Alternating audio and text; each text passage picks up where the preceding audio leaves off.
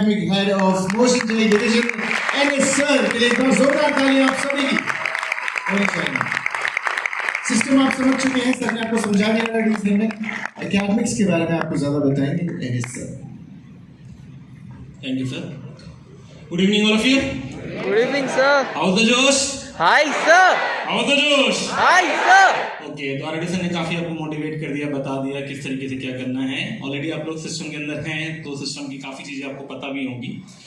तो मैं आपको यहाँ पे जो बात करनी है कि आपका जो 1 साल का सेशन चलने वाला है, या जो 11th के बच्चे लोग भी बैठे हुए उनके 2 साल का सेशन चलने वाला है, उसके अंदर क्या एकेडमिक्स को क्या प्लानिंग हमने आपके लिए कर रखी, किस तरीके से आपका कोर्स चलेगा, क्या क्या आपके टेस्ट होंगे, कब कब टेस्ट होंगे, किस तरीके से आपका रिवीजन प्लान किया गया है, कौन कौन से आपके टेस्ट बिफोर एग्जाम मेंस होंगे एंड कौन कौन से टेस्ट आपके बिफोर एडवांस होंगे, उनके बारे में बात करते हैं। तो लेट्स बिगिन।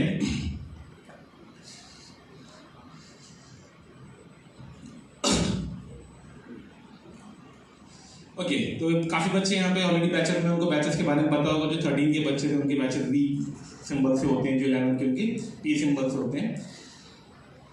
टाइम टेबल भी सबको देखना आता है hopefully. Everybody is comfortable with the time table.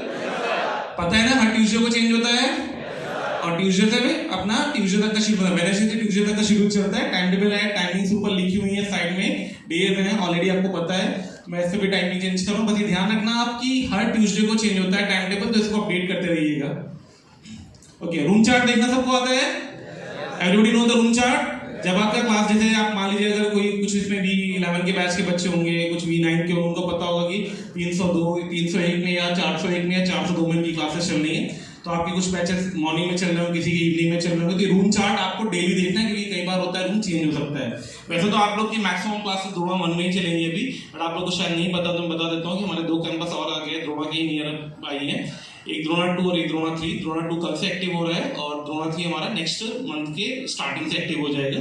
तो अभी फिलहाल आपकी क्लासेस द्रोणा में ही चलेगी, लेकिन इन फ्यूचर हो सकता है आपकी क्लासेस द्रोणा 2 में और द्रोणा 3 में भी चले। ठीक है, तो उसकी लोकेशन आपको बता दी जाएगी। डाउट चार्ट देखना आता है सबको? ये भी आपके पास व्हाट्सएप पे अपडेट आता है इसका कि नहीं आता? मुझे बताते हुए रहा करो। जैसे टाइम टेबल आता है वैसे ही आता है ना? ठीक है। अब डाउट्स के रिगार्डिंग, जैसे आपको सब पता है कि किस टाइम पे कौन सा टीचर है, थोड़ा डाउट्स के लिए थोड़ा सा 5 मिनट मैं आपका ले लेता हूँ, 2 मिनट इनफैक्ट, कि डाउट्स के लिए कई बच्चों की मैंने हैबिट देखी, वो क्या करते हैं कि शाम को क्लास है, सुबह आगे कि कल शाम को सर ये पढ़ाया गया था और मुझे डाउट है, बता दो। ठीक है, जैसे अभी आरडी सर ने बोला दोस्त बनाओ अच्छे पढ़ने वाले, करेक्ट है? तो वही मैं आपसे बोलूंगा कि आपका एक अच्छा ग्रुप होना चाहिए। जरूरी नहीं है मतलब चारों के चारों उसमें अच्छे होगा, ठीक है? एक एवरेज बच्चा भी बैठा हुआ है इस ग्रुप के अंदर, तो आप म्यूचुअली डिस्कशन बहुत अच्छे से करिए। पहले मान लीजिए जैसे एक बच्चे का एक बहुत बड़ा दिक्कत होती है बच्चे की, सर होमवर्क पूरा नहीं होता है, ये बहुत बड़ा इशू आता है हम लोग के पास, पूरे साल फेस भी करते हैं इसको। तो उसके एक शॉर्ट तरीका मैं समझा रहा हूँ आपको कि लाइक फॉर एग्जांपल किसी टीचर ने 40 क्वेश्चन दिए, 4 सब्जेक्ट चल रहे हैं, 4 क्लासेस चल रही है, सबने 40 चले दे दिया, आप नहीं कर पाए मान लीजिए किसी भी रीजन से, आपको लगा कि आपको टाइम ज़्यादा लग रहा है, उसका तरीका ये होता है कि अगर आप 4 अच्छे दोस्त बैठे हुए हो तो आप लोग आपस में म्यूचुअली, मान लो स्टार्टिंग के 10 क्वेश्चन किसी एक ने कर लिए, 1 से लेकर के 10 तक, फिर 11 से 20 तक किसी ने कर लिए, चारों ने आपस में 10-10 क्वेश्चन बांट लिए और उनको अटेम्प्ट कर लिया। तो उससे क्या एडवांटेज हुआ? पहली चीज तो कि 40 के 40 क्वेश्चन अटेम्प्ट हो गए। अब बात आई कि अगले दिन क्लास में क्या करना है। तो जब अगले दिन आप क्लास में आ रहे हो तो जिसने पहले 10 पूछे तो उसका मान लो 2 क्वेश्चन में, 3 क्वेश्चन में डाउट था, तो अपन ने किसी से डिस्कस कर लिया, तो आपस में चारों ने डिस्कस किया, तो किसी 3 में हो सकता है उन 3 में से एक डाउट बता दिया, उसका हो गया हो, तो अल्टीमेटली जिसने पहले 10 क्वेश्चन किए तो उसके डाउट कितने बचे? 2। ऐसे ही हो सकता है जो दूसरा वाला जो जिसने 11 से 20 तक क्वेश्चन किए तो उसके 2 डाउट बचे होंगे, तो टीचर से पूछने के नंबर ऑफ डाउट्स कम हो गए। अब आप सोचोगे सर मेरे तो 30 क्वेश्चन रह गए। नहीं, आपके 30 क्वेश्चन रह नहीं गए। आप वो 30 क्वेश्चन को कैसे कवर कर सकते हो? उस 30 क्वेश्चन को आप कवर करने का तरीका, तो जिस टाइम भी आप फ्री हैं, लाइक फॉर एग्जांपल किसी दिन आपको उस बैच का, उस टॉपिक पे होमवर्क, उस क्लास का होमवर्क मिला ही नहीं, अब उस दिन आपके पास कोई होमवर्क नहीं है, तो आपके जो पेंडिंग 30 क्वेश्चन थे वो आप अटेम्प्ट करो। जब आप अटेम्प्ट करोगे तो आपके जो डाउट्स होंगे वो डाउट आपके 3 दोस्तों के पास क्लियर बैठे होंगे, क्योंकि वो 3 दोस्तों ने वो 30 क्वेश्चन क्या कर रखे होंगे? कर रखे होंगे। तो इससे आपका एक डाउट का ग्रुप के साथ अगर आप काम करोगे तो थोड़ा डाउट कम आता है। एक ये पॉइंट। दूसरा पॉइंट मैं बोलूंगा कि डाउट्स के लिए डेली आने की जरूरत नहीं होती है, डाउट्स को कलेक्ट करा जाता है। फॉर एग्जांपल आपने 3 दिन अपने डाउट्स कलेक्ट कर लिए, चौथे दिन आए सारे डाउट्स पूछे और चले गए। इससे क्या होता है कि आपका टाइम बहुत बचेगा, क्योंकि एक्चुअल में आपको सेल्फ स्टडी पे ज्यादा फोकस करना है। तो जितना आप टीचर पे डिपेंडेंट होने की जगह पे आप खुद पे डिपेंडेंट हो, क्योंकि अभी सर ने बताया कि जो टीचर का रोल है या कोचिंग का रोल है 20 से 25% ही है, 70 से 75% कंप्लीटली आपका रोल है आपके सिलेक्शन में। ठीक है, आगे बढ़ते हैं नेक्स्ट। डेली प्लानिंग, जैसे आप लोगों को पता ही है डेली प्लानिंग का शेड्यूल आप लोग की ऑलरेडी 4 कही होगी, 3 क्लास चल रही होगी, किसी की 4 चल रही, नहीं चल रही तो भी चलने लग जाएगी 4 क्लासेस आपकी। मतलब पूरा 13 का जो भी बच्चा है वो ध्यान रखिएगा, उसका पूरे साल का शेड्यूल पर डे 4 क्लासेस का ही रहेगा। अभी नहीं है, 1 हफ्ते बाद स्टार्ट हो जाएगा, लेकिन जैसे ही आपके 2-2 स्लॉट स्टार्ट होंगे वैसे आपकी 4 क्लासेस आ जाएंगी। तो एक आइडियल शेड्यूलिंग हम देते हैं कि आपकी 6 से 7 घंटे की क्लासेस होती हैं, उसके अलावा आप अगर 8 से 9 घंटे सेल्फ स्टडी करते हैं तो अप्रॉक्सीमेटली टोटल 15 घंटे अगर आप पर डे पढ़ाई कर रहे हैं तो ये एक आइडियल सिचुएशन से माना गया है और एक प्रीवियस ट्रैक रिकॉर्ड से ऑब्जर्व किया गया कि किसी बच्चे ने अगर सिंसियरली 15 घंटे मेहनत करी कोचिंग के साथ, उसका आईआईटी में सिलेक्शन कोई रोक नहीं पाया है। क्या हम 15 घंटे मेहनत करेंगे? ज्यादा करेंगे बेटा, 15 घंटे थोड़ी काम चलेगा। हम सिलेक्शन होने आए कि रैंक लेने आए हैं? तो रैंक लेनी तो 15 घंटे से थोड़ा ज्यादा काम करना होगा, ठीक है। कोई 11th का बच्चा बैठा है इसमें? 11th anybody? ओके, तो ठीक है, 11 की बात नहीं करते फिर, ठीक है। 13 पे आते हैं। ये 13 वाले बच्चे की फोटो खींच सकते हैं, वैसे तो मैं ग्रुप पे शेयर करा दूंगा आप लोगों को थोड़े दिनों में। बट इसमें जैसे कि आपका एक टॉपिक कोई चल रहा होगा, लाइक फॉर एग्जांपल मेरे ख्याल से आपका एसएनपी चल रहा होगा मैथ्स में, करेक्ट है ना? तो ऐसे ही जैसे आपका ये टॉपिक खत्म होगा फिर आपके 2-2 स्लॉट स्टार्ट हो जाएंगे। 2 स्लॉट फिजिक्स के चलेंगे, 2 केमिस्ट्री के चलेंगे, 2 मैथ्स के चलेंगे और ऑलमोस्ट जो टॉपिक्स लिखे हैं उसी ऑर्डर में क्लासेस रहेंगी। ऑलमोस्ट एक आध टॉपिक ऊपर नीचे हो सकता है, तो ये मान के चलिएगा कि आपका पूरे साल का जो शेड्यूल रहेगा वो ऐसे ही रहेगा कि फिजिक्स में एक स्लॉट में इलेक्ट्रो चल रहा होगा, दूसरे में एमएलएम चल रहा होगा, केमिस्ट्री में एटॉमिक स्टार्ट हुआ होगा तो जीओसी स्टार्ट होगा, मैथ्स में एक जगह पे कैलकुलस स्टार्ट करेंगे अपन रिलेशन एंड फंक्शन, एंड दूसरे स्लॉट पे अपन अलजेब्रा स्टार्ट करेंगे अलॉन्ग विद द ट्रिग्नोमेट्री। तो algebra and trigonometry and quadratic को एक पार्ट में कवर किया और फंक्शन के साथ कुछ अलजेब्रा वेक्टर थ्योरी के साथ मैंने स्लॉट 2 में कवर कर रखा है। तो ये पूरे साल का आपका शेड्यूल रहेगा। अब बात आती है टेस्ट की। टेस्ट एक ऐसी चीज है जो ये आपको जज कराता है कि आप कितने पानी में हैं, ठीक है। तो आपके जजमेंट के लिए ये टेस्ट का शेड्यूल है। टेस्ट का जो साइकिल होता है बेटा वो हर 3 वीक का होता है। मतलब इस संडे अगर आपका टेस्ट हुआ होगा फिर 2 संडे का ब्रेक आएगा फिर आपका टेस्ट होगा। इस साइकिल के अंदर भी हमने पहला टेस्ट मेंस का, दूसरा एडवांस सिंगल पेपर, तीसरा फिर मेंस का, चौथा advance double paper. Double paper समझ आ गया? एक सुबह होगा और एक शाम को होगा। सिंगल पेपर मतलब एक पेपर ही खाली होगा एडवांस पैटर्न पे। इस तरीके का पूरा साइकिल ही चलता रहेगा आपका। जैसे मान लीजिए आपका जो भी बैच इसमें दिख रहा हो शायद B13, B7, B9 का मेंस का पेपर जैसे 11 जून के आसपास आपका हो सकता है पेपर हो। फिर उसके बाद आपका जो नेक्स्ट पेपर होगा मेंस का होगा, फिर advance single paper mains, advance double paper mains, Diwali तक एंड सो ऑन। ये पूरा चलता रहेगा जब तक आपका सिलेबस कंप्लीट नहीं होता। इस बैच का सिलेबस मोस्ट प्रॉब्ली है कि अप्रॉक्सीमेटली आपके फर्स्ट मेंस के पहले ऑलमोस्ट पूरा फिनिश हो जाएगा। एक आध टॉपिक अगर कुछ होगा तो बचेगा, अदरवाइज प्रायोरिटी हमारी पूरी रहेगी कि हम मेंस के पहले पूरा सिलेबस आपका खत्म करते हैं 110%। तो ये टेस्ट कुछ तो हो गया रेगुलर टेस्ट, इनको हम लोग बोलते हैं रेगुलर टेस्ट। इसके अलावा हम कुछ और लाते हैं टेस्ट में, वो मैं आपको बताऊंगा अभी। टेस्ट एंड रिवीजन साइकिल के बारे में मैंने आपको बात कर ली कि 21 दिन की साइकिल होगी आपकी टेस्ट में। मेंस एडवांस डबल पैटर्न का डबल पेपर। 11th क्लास के बच्चे नहीं तो बात नहीं करते उसकी, ठीक है। 12th और 13 के बच्चे फिर से देखें, जो भी 13 के बच्चे बैठे हुए हैं, जब आपका सिलेबस कंप्लीट हो जाता है तो हम आपकी रिवीजन के लिए एक टेस्ट सीरीज लेकर के आते हैं जिसका नाम रखा हुआ उन्होंने रैंकर बूस्टर टेस्ट सीरीज। तो रैंक बूस्टर टेस्ट सीरीज के थ्रू हम मेंस के पहले 5 मेंस के पार्ट टेस्ट और 5 से 10 के अराउंड 10 फुल सिलेबस टेस्ट कराते हैं, और एडवांस से पहले हम दूसरी एडवांस की रैंक बूस्टर टेस्ट सीरीज लाते हैं। उसके अंदर हम 5 पार्ट टेस्ट कराते हैं और 10 फुल सिलेबस टेस्ट कराते हैं, जो कि अभी चल रहा है। अगर आपके कोई भी टेस्ट में बच्चा हो जो 12th और 13 का यहाँ हो, उसको पता होगा एक टेस्ट सीरीज चला रहे हैं हम लोग आरबीटीएस की, जो कंटिन्यूसली चल रही है अभी, और अभी फुल टेस्ट स्टार्ट होने वाले हैं उनके। इसके अलावा हमने इस साल से एक नया टेस्ट सीरीज लॉन्च करी है जिसका नाम रखा है अपने रैपिड प्रैक्टिस पेपर आरपीपी। ये मेंस और एडवांस दोनों की है। इस साल तो हमने सिर्फ एडवांस की दी, अगले साल मैं मेंस की भी दूंगा और एडवांस की भी दूंगा आपको। इसमें अपन ने 30 पेपर डिजाइन किए हैं एडवांस के topic wise. Like for example जैसे पहला पेपर में जो बना है उसमें मैंने फंक्शन उठाया मैथ से, एटॉमिक स्ट्रक्चर उठाया केमिस्ट्री से, और इलेक्ट्रोस्टैटिक्स 1 उठाया फिजिक्स से, और मिलाकर के एक पेपर डिजाइन कर दिया एडवांस पैटर्न का बढ़िया शानदार पेपर, जिससे आपको फुल फ्लैश एडवांस की पूरे चैप्टर वाइज एनालिसिस आपका मिलता रहेगा। ये चैप्टर मेरा एडवांस में वीक चल रहा है, ये स्ट्रॉन्ग चल रहा है, मैं उसको कैसे वर्कआउट करूँ। ये पर डे होगा, अभी भी चल रहा है। अभी आपको जीसी सर दिखाएंगे तो उसमें किस तरीके से पर डे आरपीपी का शेड्यूलिंग है वो आपको दिख जाएगी। तो ये आरपीपी के टोटल 30 पेपर हैं और अप्रॉक्सीमेटली 15 पेपर मेंस के मैंने आरपीपी के बनवाए हैं इस बार। जो इसमें मैंने ऐड किया इस साल आप लोगों के लिए, वो पहले मेंस से और दूसरे मेंस के बीच में होगा। मैं आपको भी बता दे रहा हूँ, पहले मेंस के पहले नहीं होगा, जब पहला मेंस खत्म होगा और दूसरा मेंस आएगा उसके बीच में जो गैप आता है उस गैप में हम लोग आरपीपी मेंस करेंगे, और ये हमारी आरपीपी एडवांस है जो सेकेंड मेंस के खत्म होने के बाद स्टार्ट होगी। ठीक है, बोर्ड की क्लासेस वगैरह चलती रहेंगी। तो भाई साहब ये जो पूरा टेस्ट का साइकिल आपको मैंने बताया, अगर आपने इसको थोड़ा सा भी कैलकुलेट किया होगा तो अंदाजा बता सकते हैं कितने पेपर हुए हैं? कोई बता पाएगा नंबर ऑफ पेपर्स कितने करा दिए हमने अप्रॉक्सीमेटली? सामने सामने जोड़ भी लोगे अगर पढ़े लिखे हो थोड़े से तो।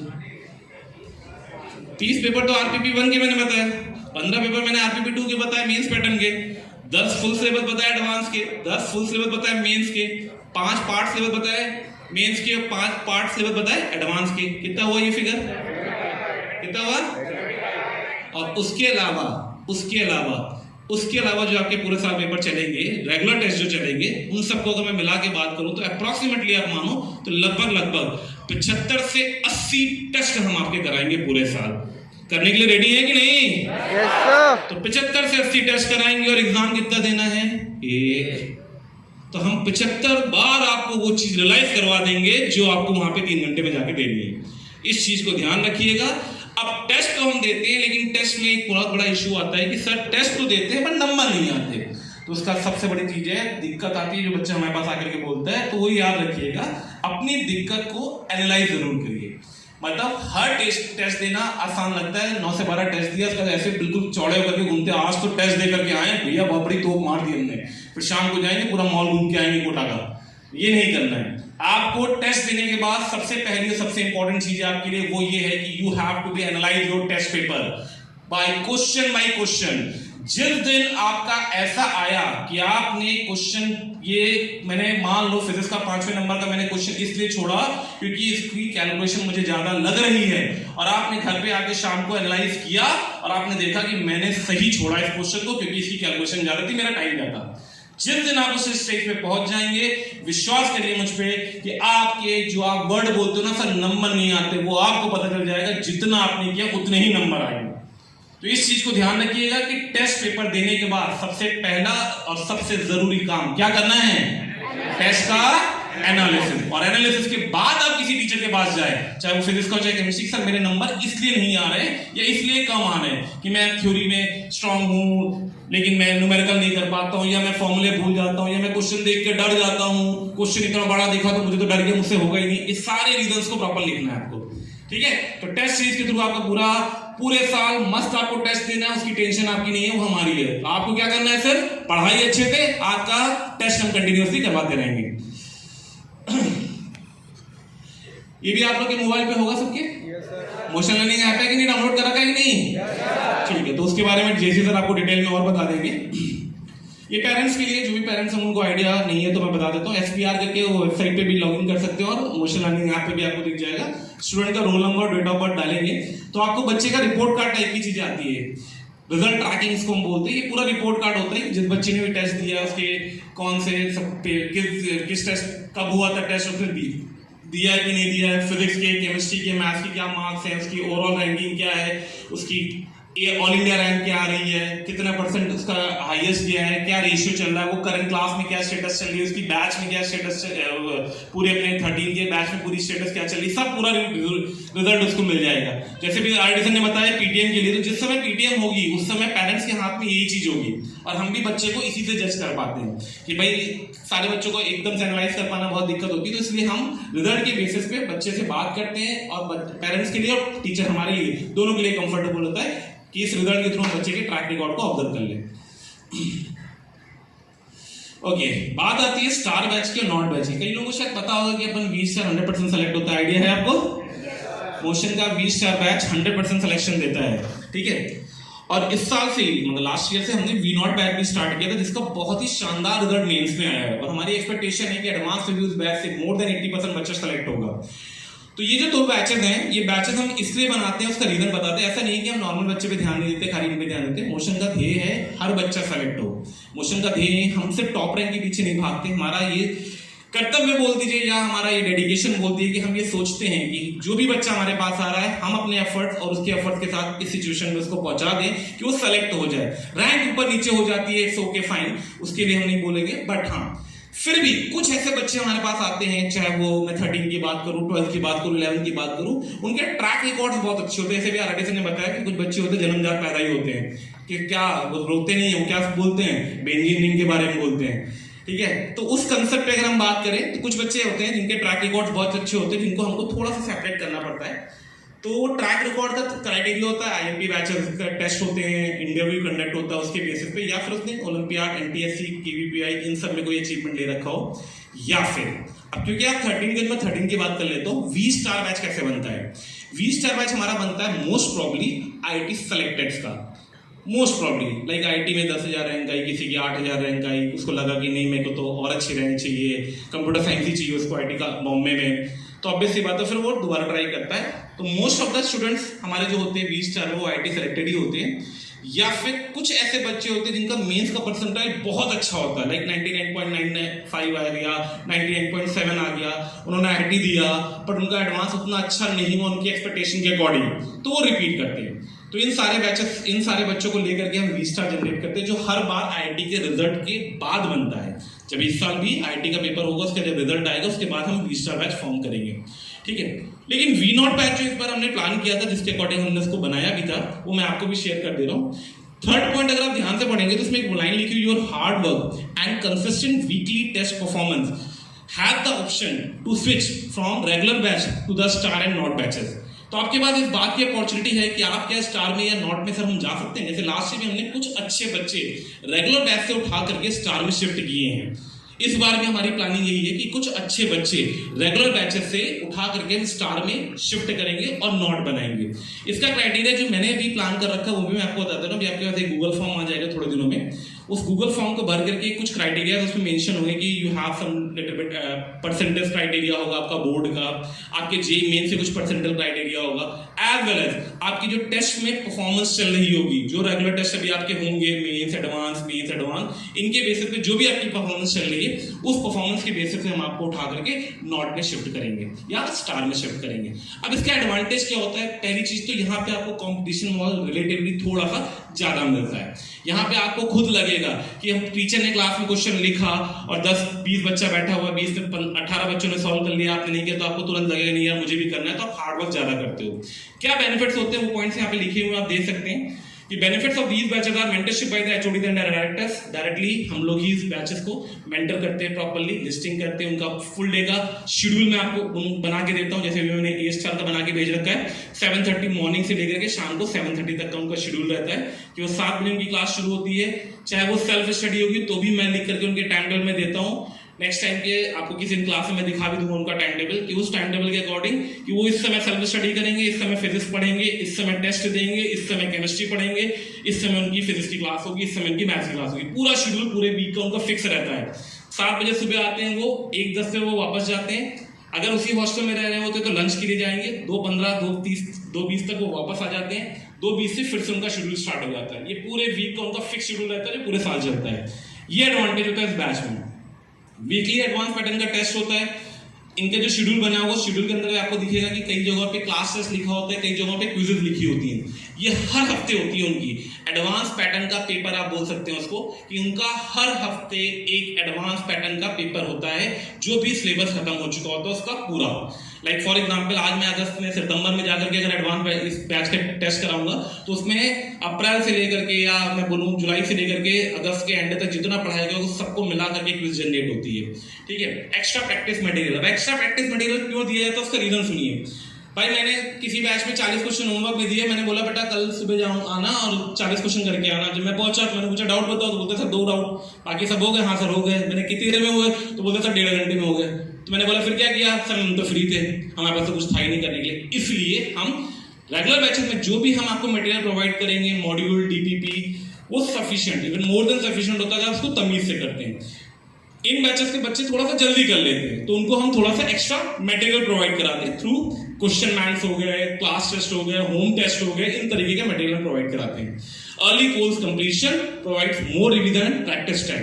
ये एक एडवांटेज इस बैच का और होता है। जैसे रेगुलर बैचेस में आप भी समझ सकते हैं सिलेबस जितना है पूरा पढ़ाया जाता है, टाइम पूरा लिया जाता है, लेकिन इस बैच में सिलेबस थोड़ा सा तेज चलता है। जैसे मैंने आपको बताया कि वो चीजों को जल्दी ग्रास्प करते हैं, जल्दी अप्लाई करते हैं, जल्दी आउटपुट दे देते हैं।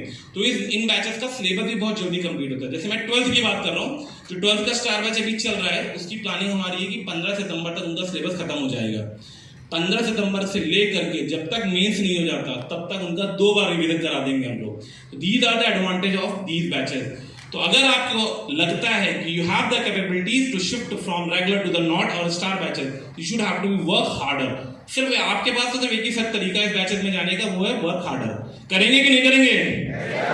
जाएंगे कि नहीं जाएंगे? ठीक है, तो याद रखिएगा ये आपके पास पहला टास्क है. आईआईटी में जाना है वो आपका टास्क मेन है. लेकिन अभी फिलहाल अगर आपसे बोला जाए कि शॉर्ट टर्म टास्क है आपके पास, तो आपकी प्लानिंग यूनिट चाहिए कि हमें टेस्ट में बहुत अच्छा परफॉर्म करना, जिससे हम इन बैचेस में शिफ्ट करने की पोजीशन में आ जाए, तो हमारे सिलेक्शन की पॉसिबिलिटी बढ़ेगी. क्योंकि इन बैचेस में हम सिलेक्शन की बात नहीं करते हैं, इन बैचेस में हम बात करते हैं रैंक की. हमें पता है कि जो भी बच्चा इस बैच में बैठा है वो सब सेलेक्ट होने वाला है. हमें तो ये देखना है कि उनकी रैंक कैसे इंप्रूव करनी है, उस बच्चे की रैंक 500 के अंदर कैसे लानी, 1000 के अंदर कैसे लानी, 200 के अंदर कैसे लानी, उस पे काम हो रहा होता है इन बैचेस के अंदर. तो अगर आप इस बैच में शिफ्ट हो जाएंगे तो आप ये मान के चलिए कि 90% आपका सिलेक्शन तो श्योर शॉट हो ही चुका होगा. क्लियर है? चलिए, अटेंडेंस के बारे में आरडी सर को बता ही रखा होगा, वैसे भी आप लोगों को पता होगा अटेंडेंस कैसे आती. एकेडमिक टीम को सबको जानते हैं, हर कोई पदम सर को सब लोग जानते हैं? नहीं जानते तो इनके नंबर आप नोट कर ले. साहिल सर एकेडमिक के हेड है, उसके बाद पदम सर है, विशाल सर है, दिपेश सर है, रक्षित सर है, प्रदीप सर है, मनोज सर आ गए हैं, एक और सर आ गए. तो इन सबके नंबर्स होंगे आपके बिल्कुल, मतलब पूरे साल आपके होता है ना जो कि सर कोई भी कष्ट होगा तो ये कष्ट निवारण लोग हैं आपके. कुछ भी दिक्कत आएगी आप इनको फोन करें रिगार्डिंग आपकी स्टडी से रिलेटेड, बैच से रिलेटेड, क्लास से रिलेटेड, कुछ भी दिक्कत आती है आप इनको कॉल कर सकते हैं. विवेक सर हेल्प डेस्क में है, उनका नंबर भी आप नोट कर ले, वो भी बहुत इंपॉर्टेंट है आपके लिए. शीट से रिगार्डिंग कोई भी दिक्कत आती है, आई कार्ड के रिगार्डिंग, फी के रिगार्डिंग, कुछ भी इश्यूज आते हैं. ठीक है, टेक्निकल सपोर्ट, जो मोशन लर्निंग ऐप आपने डाउनलोड कर रखा है, कभी चलने में दिक्कत करता है, डाउनलोडिंग करने में दिक्कत करता है, तो आप टेक्निकल सपोर्ट का नंबर दे सकते हैं. अकाउंट से रिलेटेड अगर कोई फीस की क्वारी होगी तो पवन सर का नंबर दिया गया है, और स्टूडेंट फीडबैक के लिए एक नंबर दे रखा है. इन सबको आप फोटो खींच करके रख सकते हैं. द्रोणा हॉस्टल में कोई रहता है यहाँ पे? Drona hostel, okay. अगर किसी को द्रोणा हॉस्टल से रिगार्डिंग कोई भी क्वारी चाहिए, उनके नंबर दे रखे हैं, उनको भी आप नोट कर लें. रिसेप्शन का नंबर पता है, एडमिशन क्वारी का दे रखा है, डीएलपी का दे रखा है, नीट डिवीजन का नंबर दे रखा है प्रीतम सर का, ये भी नोट कर लें कि किसी आपका कोई रिश्तेदार, पड़ोसी, भाई, किसी को भी नीट में एडमिशन अगर लेना है तो आप प्रीतम सर से क्वारी कर सकते हैं. फाउंडेशन का नंबर, कोऑर्डिनेटर का नंबर दे रखा है, ईएलडी डिवीजन कहलाता है. यहाँ पे 5 से लेकर के 10 तक की तैयारी, ओलंपियाड वगैरह, कोई भी आपका छोटा भाई वगैरह अगर आना चाहता है. ठीक है, शीट से रिगार्डिंग आपको अगर कोई दिक्कत है कि मान लीजिए आप शीट रूम जाना चाहते हैं यहाँ से, क्योंकि आपको कॉर्पोरेट जाना पड़ेगा शीट्स के लिए, तो पवन सर को फोन करके आप जा सकते हैं. जो हमारी एकेडमिक टीम उनकी क्या क्या ड्यूटीज होती है, सारा टाइम टेबल वो जनरेट करते हैं. ठीक है, टेस्ट की शेड्यूलिंग वो करते हैं और कोर्स की प्लानिंग भी वही करते हैं. जितनी भी मैंने आपको एकेडमिक टीम के बारे में बताया था वो सब टेस्ट की प्लानिंग करते हैं, टाइम टेबल जनरेट करते हैं, आपके शेड्यूलिंग कर रहे होते हैं, कोर्स आपका फॉलोअप ले रहे होते हैं, कोर्स कहाँ चल रहा है कहाँ नहीं चल रहा है. अगर आपको कभी भी दिक्कत आती है टेस्ट के रिगार्डिंग कुछ भी, तो आप उनको कॉल कर सकते हैं. आप बच्चों की जो भी क्वारीज होती है क्लास के रिगार्डिंग, कोर्स के रिगार्डिंग, सबको वो रिजॉल्व करते हैं. पेरेंट्स को, स्टूडेंट पेरेंट्स ध्यान रखें, अगर कभी भी उनको लगता है कि उनका बच्चा कोई भी इशू आता है उनको, तो वो एकेडमिक टीम को से हेल्प ले सकते हैं बच्चे के बारे में इंक्वायरी के लिए. आप आते हैं, मान लीजिए आपने कोई पीटीएम नहीं और आपने विजिट करा कोटा, बच्चे के पास आए और आपको लग रहा है कि हम मिल लें सर वगैरह से, तो टीचर्स मोस्ट ऑफली काफी क्लास में बिजी हो जाते हैं आगे आने वाले टाइम में. तो आप एक बार एकेडमिक टीम से मिल लेंगे तो आपको कोऑर्डिनेट करके सब प्रॉपर्ली बता देगा कि कौन सा टीचर कब अवेलेबल रहेगा.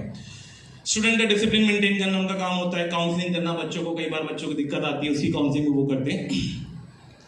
ये याद रखना कि अगर मान लीजिए कभी कोई दिक्कत आ गई, आपको 2 क्लास के बाद आपको जाना पड़ रहा है, आपका तबीयत खराब हो गई, पेट खराब हो गया, ऐसा होना नहीं चाहिए वैसे तो, बट बाय डिफॉल्ट अगर हो भी गया तो भी आपको किसी को इन्फॉर्म करके जाना है, नहीं कि उठ के चले गए. क्योंकि उस समय अगर वो एब्सेंट शो हो गया या कुछ ऐसी चीज होगी तो आपको एकेडमिक टीम को भी इन्फॉर्म कर सकते हैं अगर कोई भी सीनियर फैकल्टी आपको वहां नहीं मिलता है तो. आपके रूल्स आपको पता है, सब लोगों ने ऑलरेडी टी शर्ट पहन रखी है, करेक्ट है. तो मोशन की टी शर्ट, यूनिफॉर्म कंपलसरी है आई कार्ड के साथ. बायोमेट्रिक थंपिंग, थम आउट पंचिंग आप लोग कर ही रहे होंगे. ठीक है, बिना आई कार्ड के आपको अलाउ नहीं है प्रेमाइसेस के अंदर, ध्यान रखिएगा. जल्दी जाना है क्लास से, वो भी अलाउ नहीं है विदाउट किसी सीनियर अथॉरिटी की परमिशन के. मिसबिहेवियर, वैसे तो आप लोग सब शरीफ ही लग रहे हैं मुझे फिलहाल, आगे तो पता नहीं, बट फिर भी misbehaviour with in the institute will not be entertained. याद रखिएगा, आपने अगर किसी प्यून से भी बदतमीजी कर दी, गार्ड से भी बदतमीजी कर दी, क्योंकि वो सब आपके लिए रिस्पेक्टेबल है फिलहाल. ठीक है, सब आपसे बड़े हैं वहां पे जो भी है, तो सबकी इज्जत करनी चाहिए. तो इस चीज को ध्यान रखिएगा कि मिसबिहेवियर किसी भी टाइप के इंस्टीट्यूट के अंदर अलाउ नहीं है. अगर पाया जाता है कोई भी बच्चा तो माइट भी पॉसिबल है कि हम उसको इमीडिएटली इंस्टीट्यूट से बाहर भी कर सकते हैं, ठीक है। रेगुलर चेक करना है अपने टाइम टेबल, आपको हर ट्यूसडे शाम तक आपके ग्रुप पे अपडेट हो जाएगा। नहीं अपडेट होता है तो आप एकेडमिक टीम को फोन करेंगे, पूछेंगे कि सर कल का टाइम टेबल क्यों नहीं आया। Do not room in the campus during the class time. याद रखिएगा क्लास चल रही है और नीचे सेल्फ स्टडी में बैठे हुए हैं या कैंटीन में जाकर के बैठे, ये मत करिएगा, क्योंकि मैं और आरडी सर कभी भी विजिट कर लेते हैं, कभी भी, ये ध्यान रख लेना। देखा भी होगा शायद तुम लोगों को घूमते हुए, अगर कोई सेल्फ स्टडी में बैठा होगा तो याद रखना है कि फालतू में नहीं बैठना है, क्लास मिस नहीं करनी किसी भी रीजन से, कुछ भी हो जाए आपको क्लास किसी भी सूरत में मिस नहीं करनी। क्योंकि आप याद रखिएगा अगर आपने एक क्लास मिस करी तो उस टॉपिक में आप एक हफ्ता पीछे हो, गलती से आपने एक हफ्ता क्लास मिस कर दी तो आप एक महीने पीछे हो जाओगे, और गलती से एक महीने अगर गायब होगा तो घर ही निकल लेना, फिर तो वापस आने के चांसेस भी खत्म हो जाएंगे, ठीक है।